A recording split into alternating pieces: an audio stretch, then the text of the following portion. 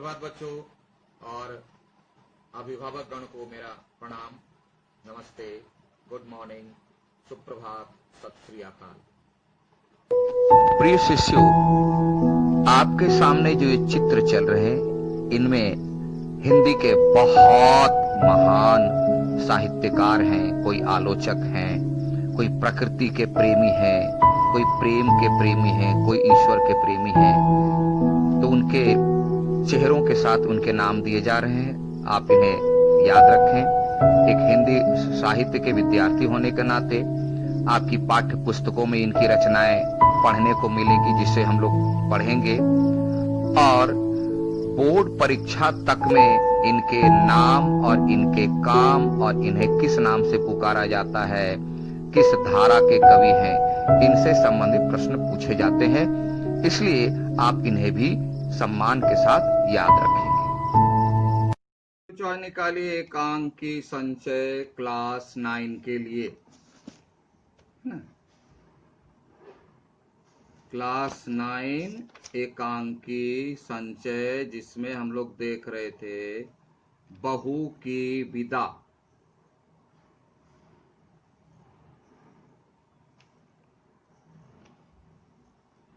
बहू की विदा, और जिसमें हम लोग इसके शीर्षक के अर्थ, शीर्षक की सार्थकता, पाठ की मूल भावना और पाठ की प्रासंगिकता हम लोग पढ़ चुके हैं। आइए अब हम लोग पाठ को आधार बना करके इन सारी बातों को समझने का प्रयास करते हैं।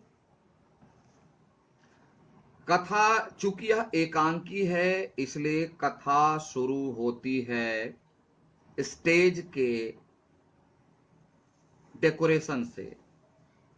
यानी जब भी हम कोई ड्रामा करते हैं तो स्टेज को थोड़ा सजाते हैं, सिचुएशन क्रिएट करने के लिए, रियलिटी शो करने के लिए।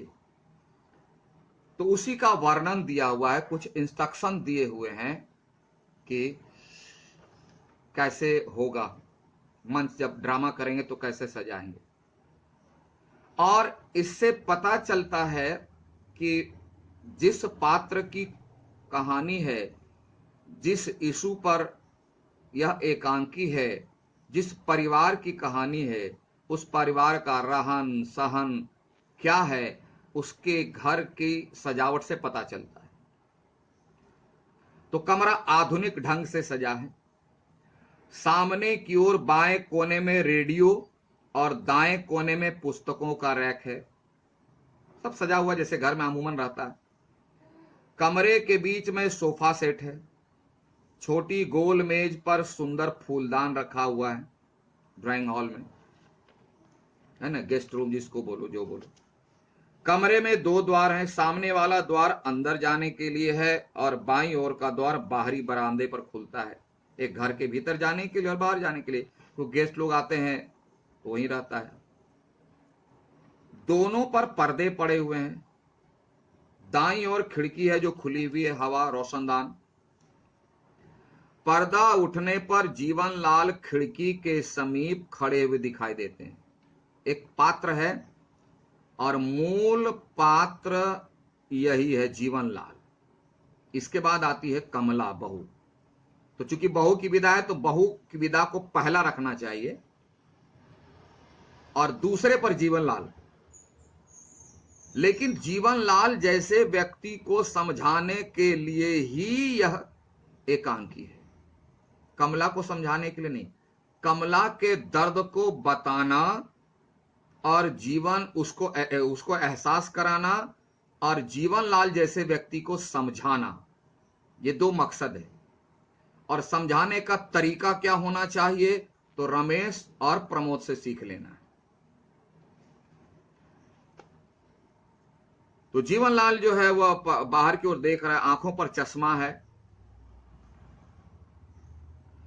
भरे हुए चेहरे, भरे हुए चेहरे मतलब गोलगप्पा फुचका की तरह गोल चेहरा, बड़ी बड़ी मूछें हैं,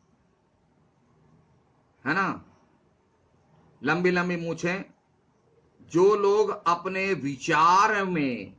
विचारों में उच्चता नहीं दिखाते हैं, उनकी मूछें बड़ी होती है, वो मूछ में ही अपनी उच्चता दिखाते हैं। ऐसे लोग बहुत हैं, सबकी बात नहीं कर रहे। सिर गंजा है, मेरा गंजा नहीं, चूल कटा है। सिर गंजा मतलब प्लेन है, उजड़े चमन, धोती कुर्ता पहने हुए हैं, बुजुर्ग आदमी है, काफी बुजुर्ग हैं, मुख पर गंभीरता है, सीरियस, और समृद्धि के चिन्ह। समृद्धि मतलब मेरे पास सब कुछ है, ऐसा भाव झलक रहा है। मेरे पास सब कुछ है, मैं बहुत क्या बोलते हैं, हाई स्टेटस वाला हूं, ऐसा भाव चेहरे पर झलक रहा है उसका, गर्वोन्नत। उनसे कुछ दूर हटकर, यानी थोड़ी दूर पर, प्रमोद विनम्र भाव से खड़ा, बेचारा बहुत विनम्रता से खड़ा है। वह पैंट और बुशर्ट पहने हुए, शर्ट और पैंट पहने हुए, चेहरे पर निराशा जन्य, माना निराश है वह बेचारा, चेहरे पर निराशा साफ झलकती है। कोई निराशा जन्य, करुण, करुण मतलब दया, कोई दया कर दे, इस तरह का भाव है। तो प्रमोद आगे बढ़कर के धीमे स्वर में बोलता है, क्योंकि बेचारा जो विनम्र होता है, मजबूर होता है, बेसहारा होता है, लाचार होता है, उसकी आवाज धीमी ही रहती है।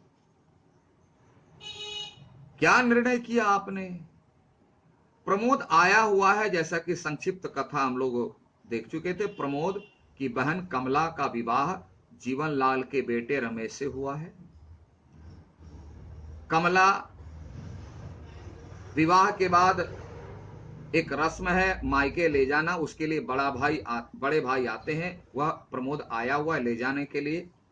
लेकिन जीवनलाल जैसा व्यक्ति बोलता है नहीं जाने देंगे, क्यों, नोट ला, दहेज में बाकी है पैसा, दहेज के पैसे रख, अपनी बहन को ले जा। इस तरह के विचार वाले हैं ये। और जीवनलाल कह दिया है कि मैं तुम्हारी बहन को नहीं जाने दूंगा जब तक पैसे नहीं लाएगा,